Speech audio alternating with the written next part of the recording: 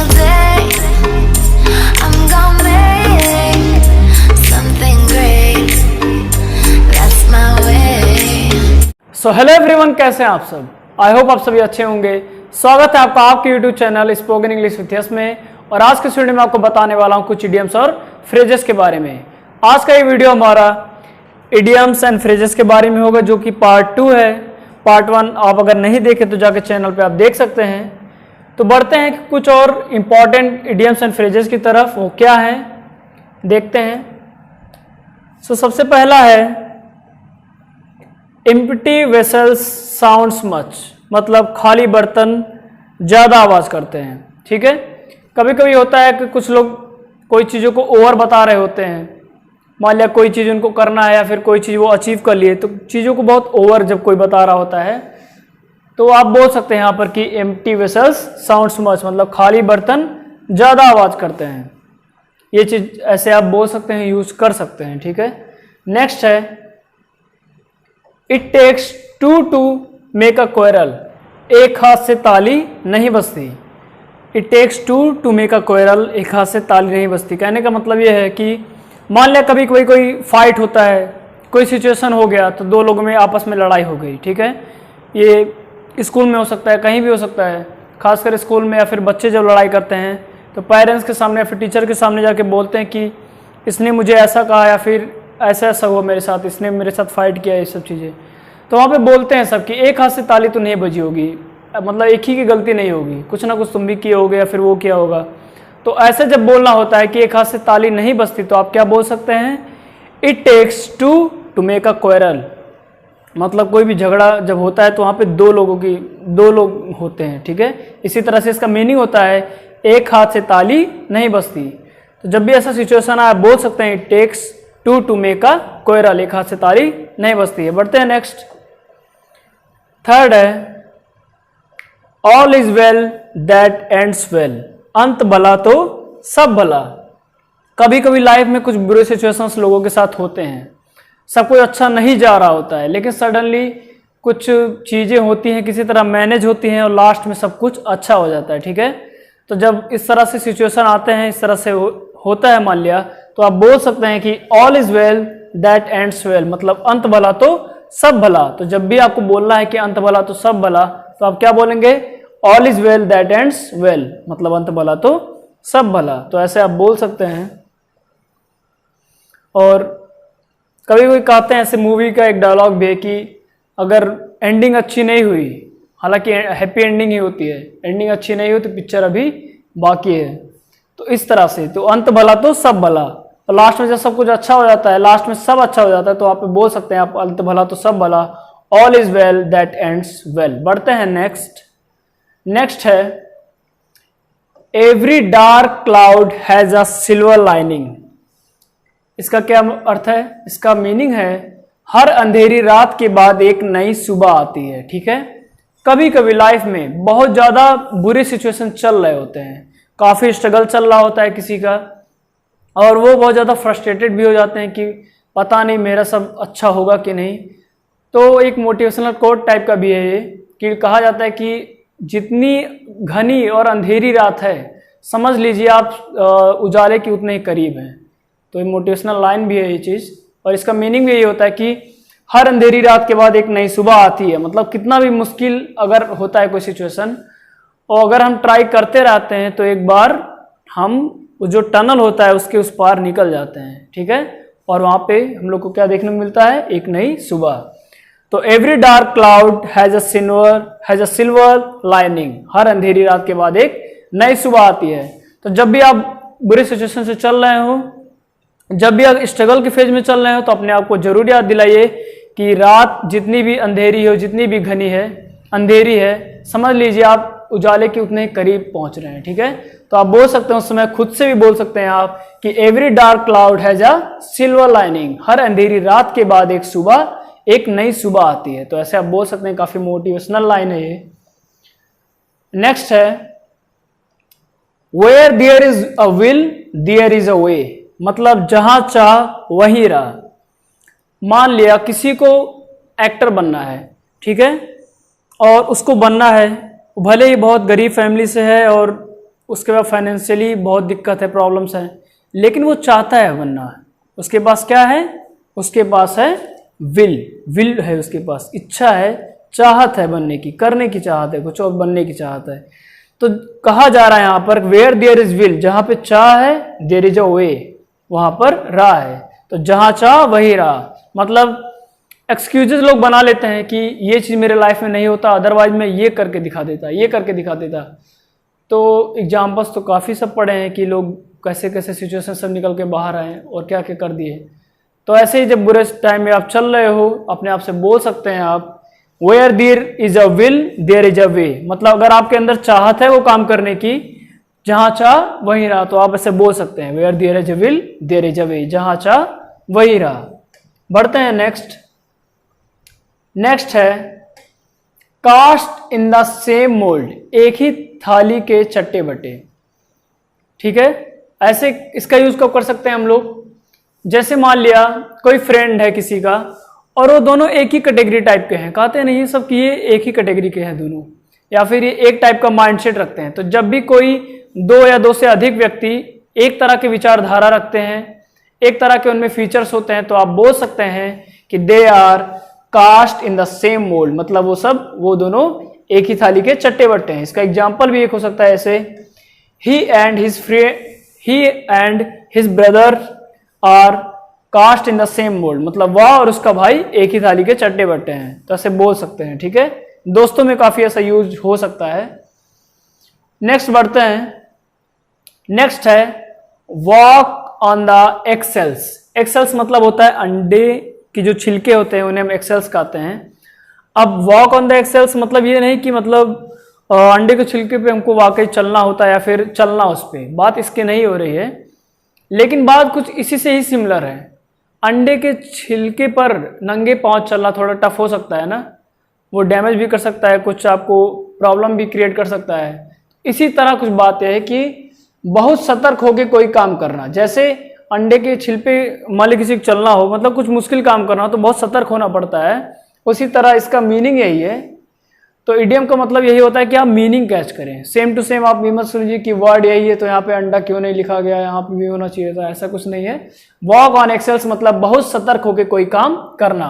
ठीक है, बहुत सतर्क होकर कुछ इस तरह से, जैसे मान लिया आप किसी से बात कर रहे हैं और वो बहुत फ्रस्ट्रेटेड काइंड ऑफ पर्सन है, मतलब छोटी छोटी बातों पे बहुत भड़क जाते हैं अचानक से, तो उनसे बात करना है मान लिया, तो आपको बहुत सतर्क करना पड़ेगा कि यार एक एक चीज़ बोलना है तो बहुत सोच समझ के, अदरवाइज ये गुस्सा हो सकते हैं, ऐसे हो सकते हैं। ठीक है, तो जब ऐसे सब सिचुएशन आते हैं कि मतलब बहुत बचा के, बहुत ध्यान रखकर, बहुत सतर्क होकर मतलब कोई काम किया जाता है, तो वहाँ पे आप यूज कर सकते हैं वॉक ऑन एक्सेल्स। इसका एग्जाम्पल जैसे talking to my father is like walking on eggshells, मतलब मेरे पिता से बात करना जैसे वॉकिंग ऑन एक्सेल्स की तरह है, मतलब बहुत सतर्क होकर बात करना पड़ता है, otherwise they may get angry, वो गुस्सा हो सकते हैं।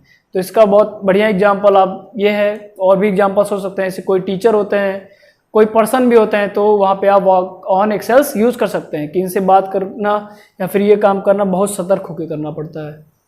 बढ़ते हैं next, keep the wall from the door, मतलब गरीबी से संघर्ष करना।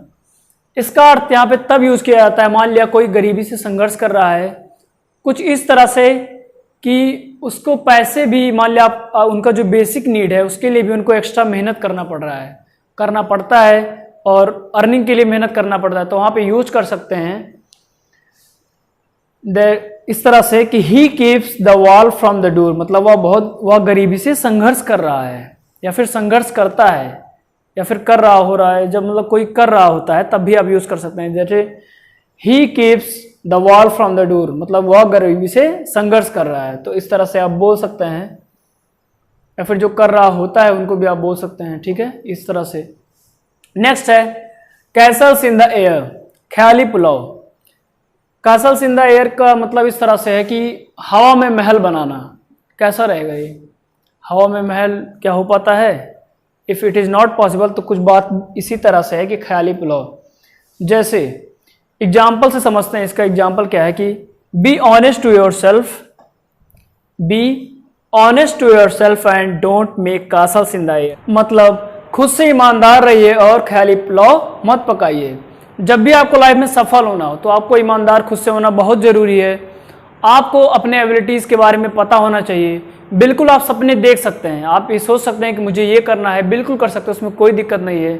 लेकिन अगर आप सिर्फ सोच ही रहे हैं और उसके बाद एक के बाद एक कई ज़्यादा चीज़ें सोच रहे हैं कि इसके बाद ये, इसके बाद ये, सोचना अच्छी बात है। अगर आप इम्प्लीमेंट कर रहे हैं साथ में तो बहुत अच्छी बात है, अदरवाइज ये making castles in the air type का होगा। तो इसका एग्जाम्पल भी यही है कि be honest to yourself and don't make castles in the air, मतलब खुद से ईमानदार रहिए और ख्याली पुलाव मत पकाइए। बीट अराउंड द बुश, मतलब घुमा फिरा के बात करना। कुछ फ्रेंड्स होते हैं, मान लिया किसी ने आपको कोई पैसा ले लिया है, ठीक है, और उसके बाद आप जब मांगने गए या फिर आपको ज़रूरत पड़ी, आप फ़ोन करके बोल रहे हो कि मुझे इस पैसे की ज़रूरत है, मुझे चाहिए, तो अगर वो घुमा फिरा के बात कर रहे हैं इस तरह से कि आज मुझे यहाँ पर जाना है, नेक्स्ट डे आप कॉल किए तो मुझे ये काम है, अगेन आप कॉल करते हो तो मुझे आज अपनी बाइक रिपेयर करानी है, ये वर्क है, ये वर्क है।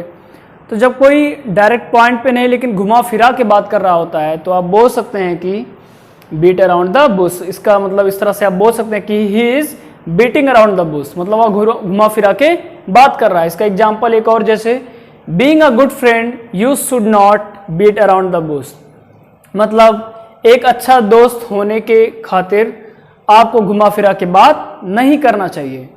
तो इस तरह से इसका भी आप यूज़ कर सकते हैं। बढ़ते हैं नेक्स्ट, और नेक्स्ट है डार्क हॉर्स। अब डार्क हॉर्स का मतलब यह नहीं कि डार्क, ठीक है, घोड़ा, कोई घोड़े की बात हो रही है यहाँ पर, ये नहीं है। इसका मीनिंग यह है कि छुपा रुस्तम व्यक्ति।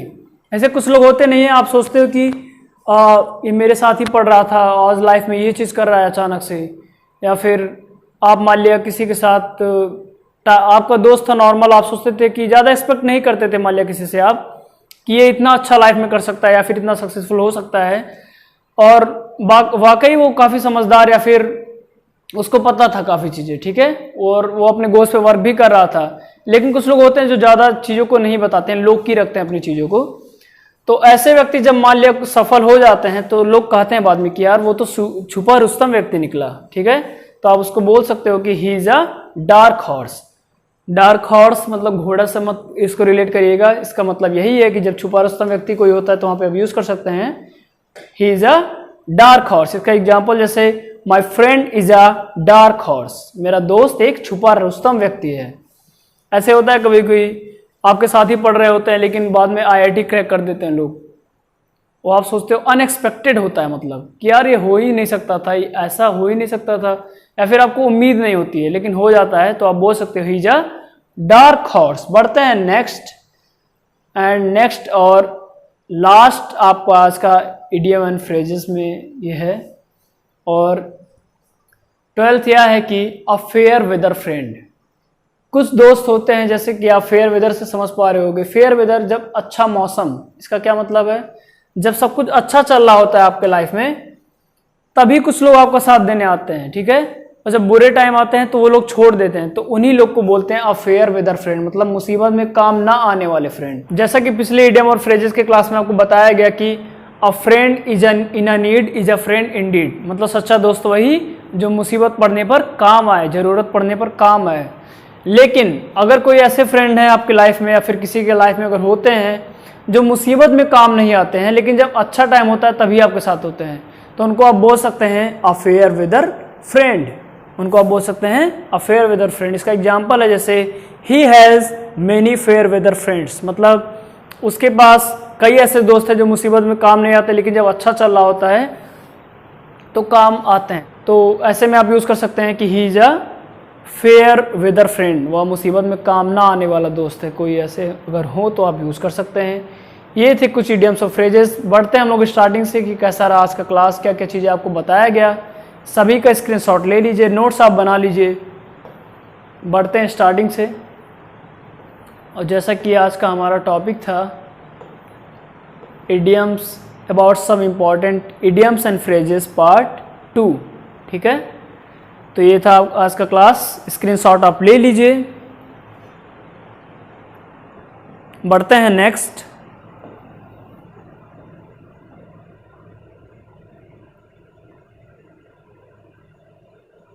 Second and third, next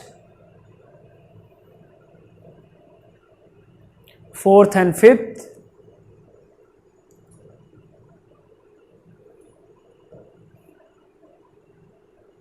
sixth,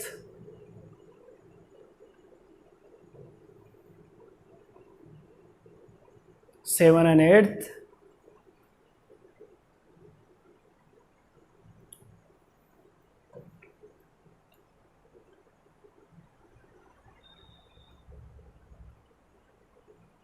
next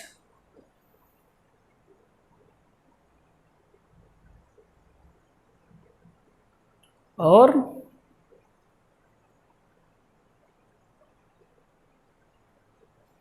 इसके बाद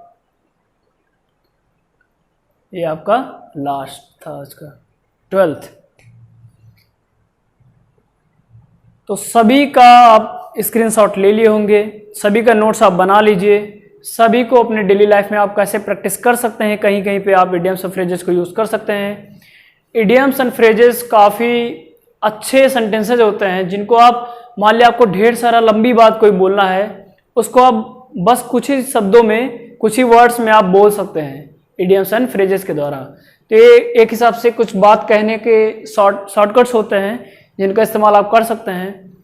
तो ऐसे ही सभी का स्क्रीनशॉट ले लीजिए, नोट्स प्रिपेयर कर लीजिए, सभी का प्रैक्टिस करते रहिए, दोस्तों के साथ, सभी के साथ जीडी करते रहिए आप। Till then keep reading, keep writing, keep listening and keep speaking English.